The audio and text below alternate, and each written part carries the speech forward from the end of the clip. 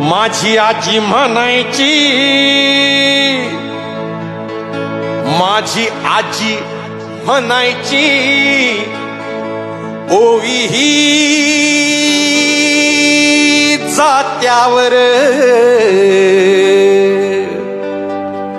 भीम बनला सावली, भीम बनला सावली, कोटी कोटींच्या माथ्यावर भीम बनला सावली, कोटी कोटींच्या माथ्यावर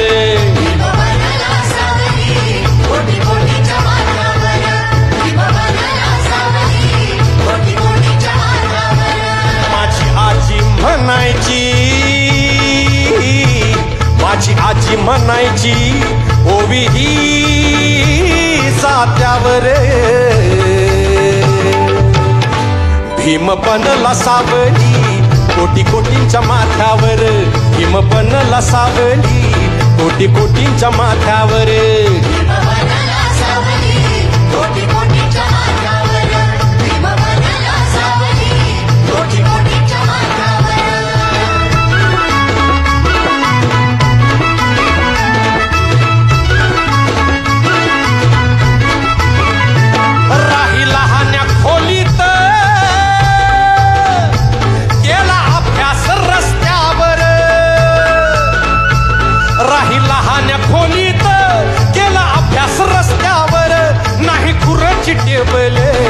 कधी बसला पोत्यावर, नाही खुर्ची टेबल कधी बसला पोत्यावर, नाही भीमान ठेवली,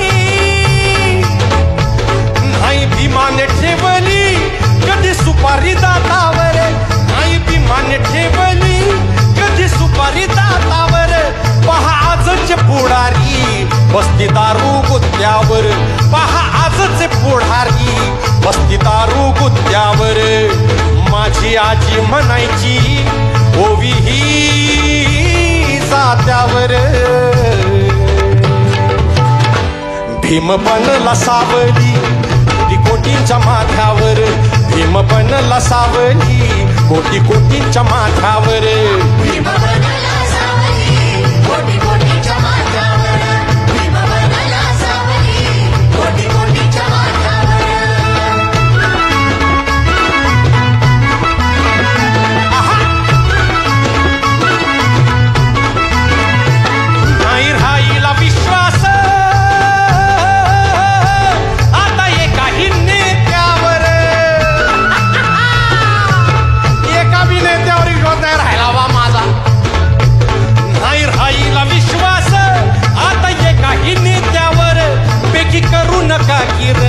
त्यांच्या पडेल पथ्यावर, बेकी करू नका किरण त्यांच्या पडेल पथ्यावर,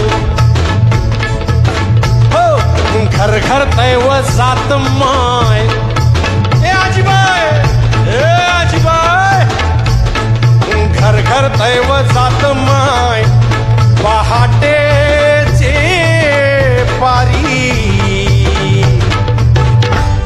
अनयाज मने आली ग बाई, मन गेलं माहेरी, मन गेलं माहेरी, मन गेलं माहेरी, माझी आजी म्हणायची, माझी आजी म्हणायची, ओवी ही जात्यावर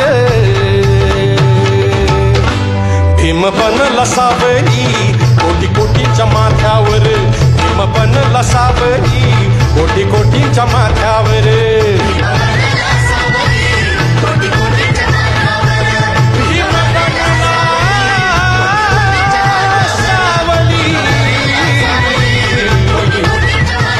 कोटी कोटींच्या माथ्यावर,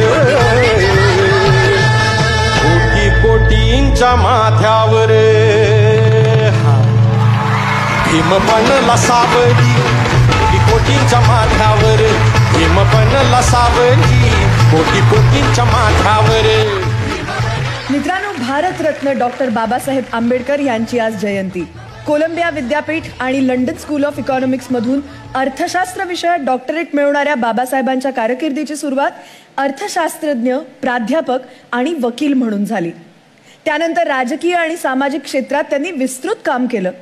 स्वातंत्र्यपूर्व काळात त्यांनी महत्त्वपूर्ण योगदान दिलं.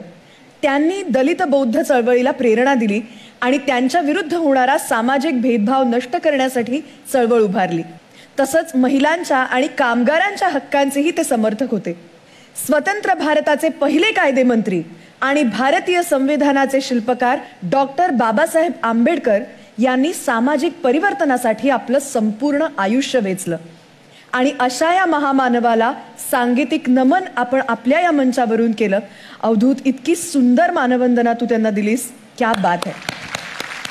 बाबासाहेबांबद्दल एवढंच सांगेन की केवळ घटनेचे शिल्पकार नव्हे, केवळ दलितांचे उद्धारक नव्हेत, परंतु प्रचंड एक मोठं धारिष्ट असलेला नेता होता, एक द्रष्टा नेता होता.